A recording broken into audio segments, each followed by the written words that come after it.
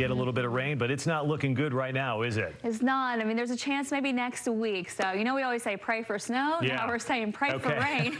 We really need it. The drought situation keeps getting worse out there. So hopefully things can line up next week to bring some relief. But for now, this next stretch, it is going to be dry. Today, our high was 94. Average high is 89. So again, above average, but definitely less than the record for today. Let's look at the bright side.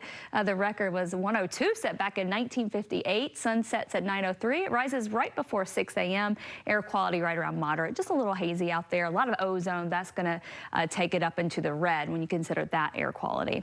Temperatures in the mid-90s earlier today. We topped out in the low 90s. Ogden, St. George hit 100. Moab hit 97.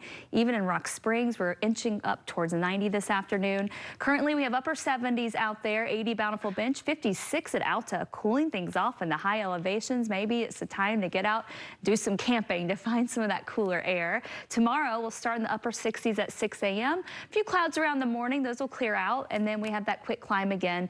10 a.m., almost 80, and then in the afternoon, we get into the low 90s right around 3 p.m. with our highs in the low to mid-90s tomorrow. So really just a carbon copy of today. High pressure ridge is just to our east. In fact, there's a little bit of a trough to our north that's squashing that high down, and that prevents the temperatures from being even hotter. So actually, we are not in a terrible pattern right now. We also don't have a whole lot of wind. It's just been so dry, and these elevated temperatures, no matter what, just increase that fire danger. Looking ahead to the weekend, Saturday looks bone dry across the area. Sunday, there's a slight chance for a stray shower in the Uintas during the afternoon. Same thing Monday and Tuesday. Otherwise, things are just dry for all of us. When things start to change, Wednesday, Thursday of next week, that's when that high is in a position where it's drawing in moisture from the south. We also have this trough here, this low here, drawing in that moisture from the south, and so we get that double dose of southerly moisture coming in.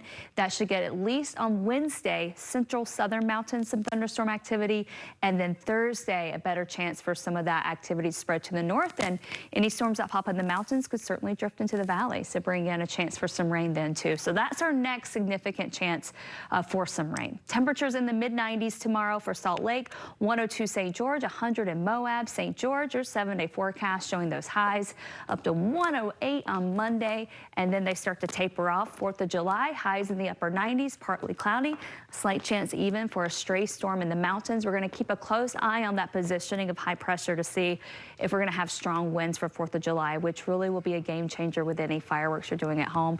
Temps will be in the upper 90s Tuesday. That's our hottest day of the week. Then we kind of slide back down. Again, Thursday, probably our best chance to get some rain going.